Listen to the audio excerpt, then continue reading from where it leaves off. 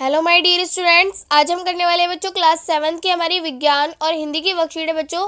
तो आपको दोनों वर्कशीट इसी वीडियो में प्रोवाइड होंगी। ठीक है बच्चों, आपको कहीं पर नहीं जाना है। सबसे पहले हम करेंगे अपनी विज्ञान की वर्कशीट, उसके बाद करेंगे हम अपनी हिंदी की वर्कशीट। ठीक है बच्चों, तो अपनी विज्ञान की वर्कशीट स्टार्ट करते हैं बच्चों। आज हमारी वर्कशीट नंबर है 31।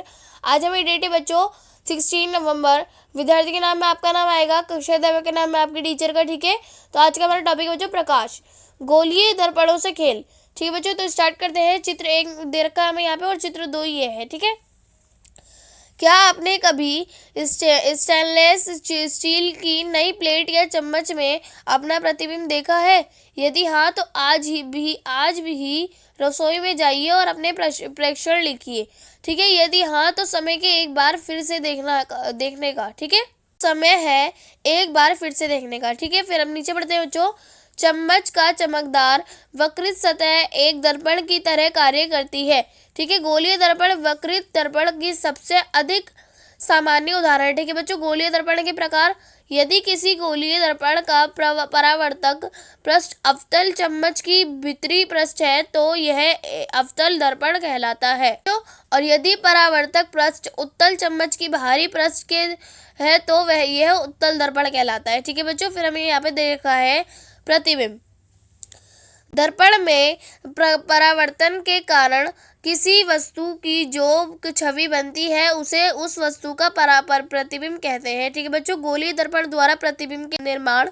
पर्दे पर बनने वाले प्रतिबिंब को वास्तविक प्रतिबिंब कहते हैं। समतल दर्पण द्वारा बने प्रतिबिंब को पर्दे पर प्राप्त नहीं किया जा सकता है। इस प्रकार प्रतिबिंब आभासी प्रतिबिंब कहलाता है। ठीक है बच्चों, फर्स्ट पॉइंट है कि हमारा अवतल दर्पण द्वारा बना प्रतिबिंब आकार में वस्तु से छोटा या बड़ा हो सकता है। प्रतिबिंब वास्तविक अथवा आभासी हो सकता है। ठीक है, फिर हमारा सेकंड पॉइंट है बच्चों, उत्तल दर्पण किसी वस्तु का आभासी और सीधा प्रतिबिंब बनता है। प्रतिबिंब का आकार वस्तु के आकार से हमेशा छोटा होता है। ठीक है, फिर यहाँ पे हमें दे रखा है अतः गोलीय दर्पण दो प्रकार का होता है बच्चों, अवतल दर्पण और उत्तल दर्पण। ठीक है, हमें चित्र में भी दिखाया गया है बच्चों की चम्मच की भीतरी पृष्ठ होगी उसे वो होगा हमारा अवतल दर्पण। ठीक है बच्चों, इस तरीके से अंदर की ओर। और उत्तल दर्पण वो होगा जो चम्मच की बाहरी पृष्ठ होगी। ठीक है बच्चों, इस तरीके से। ठीक है, फिर दे रखा है हमें गोलीय दर्पण का उपयोग बच्चों। फर्स्ट पॉइंट है बच्चों हमारा अवतल दर्पण का उपयोग दंत चिकित्सक दांतों का बड़ा प्रतिबिंब देखने के लिए करते हैं। चित्र 1 में जैसे हमें दिखाया गया है बच्चों, यहाँ पर आप देख सकते हैं इस तरीके से। ठीक है, फिर एक टॉर्च का चित्र। टॉर्च कारों तथा स्कूटरों के अग्रदीप हेडलाइट के परावर्तक पृष्ठ की आवृत्ति भी अवतल है। ठीक है, फिर हमारा सेकंड पॉइंट है कि उत्तल दर्पण का कोई उपयोग गाड़ियों के पार्श्व दर्पण, साइड मिरर तथा पश्चात दर्पण के रूप में होता है। ठीक है बच्चों, चित्र जो 2 में जैसे हमें दिखाया गया है यहाँ पर। ठीक है, फिर हमारा बच्चों नीचे दे रखा है अभ्यास के लिए प्रश्न दे रखे बच्चों। तो चलिए क्वेश्चन कर लेते हैं। हमारा फर्स्ट क्वेश्चन है बच्चों की स्टेनलेस स्टील चम्मच कौन सा पृष्ठ। ठीक है बच्चों, फर्स्ट पॉइंट है अवतल दर्पण तथा सेकंड है उत्तल दर्पण की तरह कार्य करता है। ठीक है बच्चों, तो आप इसका उत्तर लिखेंगे। पहले आप अवतल दर्पण का लिखेंगे बच्चों चम्मच की भीतरी पृष्ठ, और सेकंड उत्तल दर्पण का लिखेंगे चम्मच का बाहरी पृष्ठ। ठीक है बच्चों, फिर हमारा सेकंड क्वेश्चन है कि किसी उत्तल दर्पण द्वारा बने प्रतिबिंब को दो विशेषताएं लिखिए। ठीक है बच्चों, आप इसका उत्तर लिखेंगे। फर्स्ट पॉइंट लिखेंगे इसका, उत्तल दर्पण किसी वस्तु का आभासी और सीधा प्रतिबिंब बनाता है। और सेकंड पॉइंट लिखेंगे प्रतिबिंब का आकार वस्तु के आकार से हमेशा छोटा होता है। ठीक है बच्चों, फिर हमारा थर्ड क्वेश्चन है अवतल दर्पण के कोई दो उपयोग लिखे। तो आप इसका उत्तर लिखेंगे फर्स्ट पॉइंट कि अवतल दर्पण का उपयोग दंत चिकित्सक दांतों का बड़ा प्रतिबिंब देखने के लिए करते हैं, और सेकंड अवतल दर्पण का उपयोग टॉर्च, कारों तथा स्कूटरों के अग्रदीप हेडलाइट में किया जाता है। ठीक है बच्चों, ये हो गया हमारा कंप्लीट। तो बच्चों हमारी वर्कशीट यहीं पर कंप्लीट होती है। आई होप आप लोगों को समझ में आ गई होगी। ठीक है बच्चों, तो चलिए अब हिंदी की वर्कशीट कर लेते हैं बच्चों। हमारी हिंदी की वर्कशीट है बच्चों, वर्कशीट नंबर है हमारी 29। आज हमारी डेट है बच्चों 16। आज का हमारा टॉपिक है बच्चों रक्त और हमारा शरीर। ठीक है, विद्यार्थी के नाम में आपका नाम आएगा, कक्षा अध्यापक के नाम में आपके टीचर का। ठीक है बच्चों, प्यारे बच्चों, क्या आप जानते हैं कि रक्त का हमारे शरीर में क्या कार्य होता है, उसमें कौन कौन से तत्व विद्यमान होते हैं, उनकी क्या विशेषताएं होती हैं। तो चलिए हम अपनी पाठ्य पुस्तक वसंत भाग 2 के एक पाठ रक्त और हमारा शरीर को पढ़कर अपने इन प्रश्नों के उत्तर ढूंढने का प्रयास करते हैं। इसी क्रम में आज हम पाठ के इस अंश को पढ़कर रक्त और अपने शरीर के बारे में अपनी समझ को बढ़ाते हैं। तो पढ़ते बच्चों। दीदी बोली, हाँ यह कहना काफ़ी हद तक सही होगा। यो तो अनीमिया बहुत से कारणों से हो सकता है,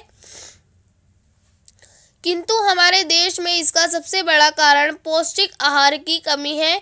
इसके अलावा एक रोग का एक और बड़ा कारण है पेट में कीड़ों का हो जाना। ठीक है, ये कीड़े प्राय दूषित जल और खाद्य पदार्थों द्वारा हमारे शरीर में प्रवेश करते हैं। अतः इनमें बचने के लिए यह आवश्यक है कि हम पूरी सफाई से बनाए गए खाद्य पदार्थ ही ग्रहण करें। ठीक है बच्चों। फिर हमें देखा है, भोजन करने से पूर्व अच्छी तरह से हाथ धो लें और साफ पानी ही पिएं।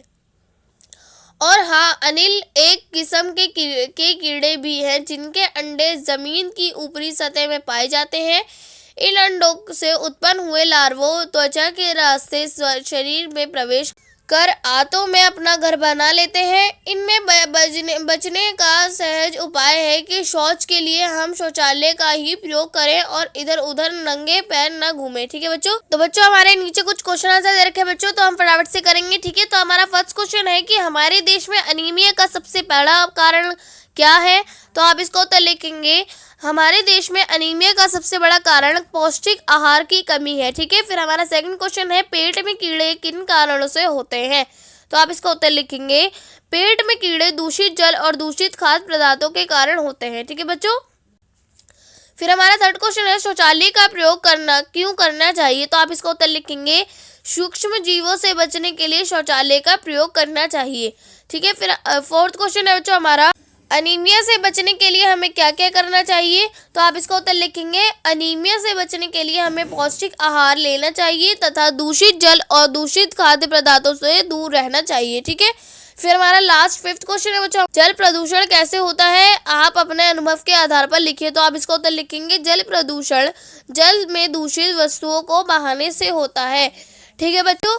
तो बच्चों हमारी साइंस और हिंदी की वर्कशीट यहीं पर कंप्लीट होती है। आई होप आप लोगों को समझ में आ गई होगी। ठीक है बच्चों, अगर आपने मेरे चैनल को सब्सक्राइब नहीं किया है तो प्लीज़ मेरे चैनल को सब्सक्राइब कर लीजिए और बेल आइकन को ऑल पे सेट कर दीजिए ताकि मेरी आने वाली हर वीडियो का नोटिफिकेशन आपको सबसे पहले मिले। ठीक है बच्चों, तो मिलते हैं नेक्स्ट वीडियो में, तब तक के लिए टेक केयर, गुड बाय।